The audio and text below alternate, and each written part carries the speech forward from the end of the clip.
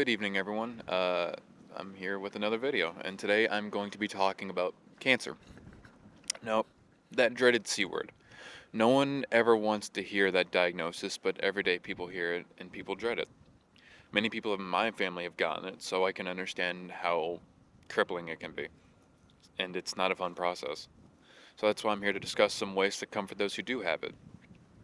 Now, cancer is difficult for everyone to deal with, not just the patient.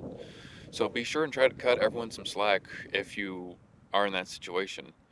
Everyone is stressed and no one can breathe easy.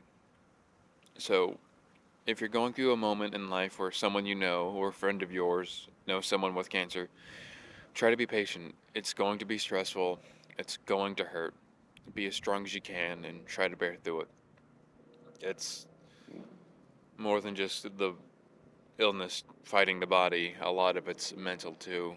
A lot of people can give up hope and feel lonely, so try to be comforting to them the best you can because every little bit of hope helps. So, after the shock of the diagnosis has faded, what should you do now? You should ask the doctors for possible options and figure out what the correct course of treatment should be. That's for them to tell you. I don't know much about it. I just know chemo exists, and I know that's not fun either. So just ask them and try to figure out what the best course of action should be. I've heard in one of my old classes that there's a compound in turkey tail mushrooms apparently that can help with cancer, so maybe ask your doctor about it. I think it was just some pill people took, but I haven't looked into it too much. All I know is that it helps with cancer apparently sometimes. So maybe look into that. But the main thing you should do is try to keep your loved one in a good spirit, and a good place to start is like reminding them that you care about them and you love them. Don't shower them with pity like, oh my goodness, you have cancer. I'm so sorry for you. Don't do that. No one's going to feel good after being showered with a rain of pity. But just comfort them saying, hey, I know you're going through a lot and I'm sorry, but I love you and I'm here for you. Just try and comfort them the best you can. Another thing you could do is try to get to know their caregiver as well because they'll be spending a lot of time with them. So getting to know them can help out because you can both help each other. Say the caregiver doesn't know a certain aspect about the patient or they're not willing to tell them, you could step in and maybe inform like, hey, this person is kind of prideful and they don't like to be seen as weak or anything like that. And the caregiver can help you by informing you and updating you because, well, they're right there, they know the fastest. So getting to know them can be beneficial to both of you and whoever else may be involved. Visiting can often be beneficial as well. Maybe taking a them out to lunch or maybe on a nice walk is, as you can clearly see, it's really nice out today. The weather's like beautiful. A little windy, but hey, can't ask for much better weather. So maybe going on a short walk if they're able to. It just all depends on the person because you get to a point where cancer can just kind of leave you stuck in bed, unable to move, or you're more damaged to getting hurt. So don't force them past what they're able to do, but just trying to find little things that can bring some joy in their lives within the circumstances they have. If they can go out to lunch, great, take them out to lunch. Go get a sandwich or something. Go get some coffee or whatever is recommended. Just try to work within their current boundaries because if you go too far, it may get worse. So just don't overexert them. But at the end of the day, you know what your loved one likes and dislikes, what they can and cannot do to an extent.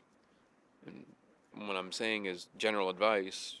Be sure to use what you know about them. I don't know your friend. You know them a lot more than me.